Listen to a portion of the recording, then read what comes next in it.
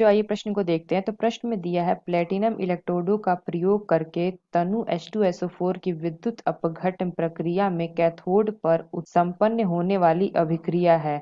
यहाँ 4 विकल्प दे रखा है। पहला विकल्प है ऑक्सीकरण, दूसरा विकल्प है अपचयन, तीसरा विकल्प है ऑक्सीकरण तथा अपचयन दोनों और चौथा विकल्प है उदासीनीकरण। आइए मुख्य अवधारणा की चर्चा करते हैं। मुख्य अवधारणा। तो यहाँ पे हमने विद्युत अपघट के विलयन के रूप में यहाँ पे क्या लिया है, विलयन। तो विलयन के रूप में हमने लिया है तनु H2SO4, तनु सल्फ्यूरिक अम्ल। तो ये हमारा विद्युत अपघटे का विलयन है। तो इसको हम एक चित्र की सहायता से समझते हैं।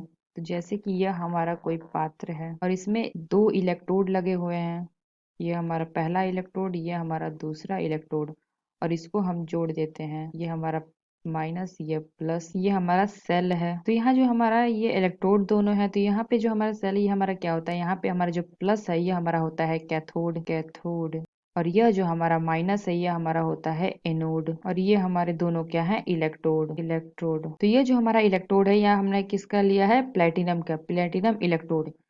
तो प्लेटिनम को अब Pt से प्रदर्शित करते हैं, यह प्लेटिनम का एक इलेक्ट्रोड है। तो यहाँ में प्रश्न में क्या दिया है कि H2SO4 की विद्युत अपघटन प्रक्रिया में कैथोड पर संपन्न होने वाली अभिक्रिया है। तो हमें बताना है कि कैथोड पे कौन सी अभिक्रिया होगी। तो ये जो हमारा विलयन दिया है H2SO4 का, इसमें हम क्या करेंगे, विद्युत धारा प्रवाहित करेंगे, विद्युत धारा। तो विद्युत धारा में क्या होता है कि हमारे प्लस आयन होते हैं, प्लस आयन, और एक होता है माइनस आयन। तो यहाँ पे जो हमारा प्लस आयन है ये किसकी ओर गति करेगा, एनोड की तरफ, क्योंकि जो हमारा एनोड है वह माइनस है। और जो हमारा माइनस आयन है यह किसकी ओर गति करेगा, कैथोड की ओर, क्योंकि यह जो हमारा कैथोड है यह प्लस है। तो जो प्लस आयन है वह एनोड की ओर गति करेंगे। तो एनोड पे हमारा क्या होता है, ऑक्सीकरण की क्रिया होती है, ऑक्सीकरण। और यह जो हमारे माइनस आयन है किसकी ओर गति करेंगे, कैथोड की ओर। कैथोड में हमारा कौन सा क्रिया होता है, अपचयन की क्रिया होती है, अपचयन। तो प्रश्न में क्या दिया था कि कैथोड पर संपन्न होने वाली अभिक्रिया है। तो जो हमारी कैथोड है, तो कैथोड पे हमारी कौन सी अभिक्रिया संपन्न होती है, अपचयन।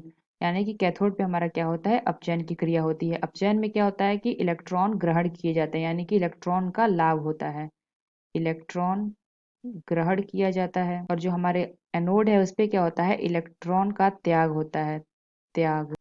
तो हम कह सकते हैं कि कैथोड पे हमारा क्या होता है, अपचयन की क्रिया होती है।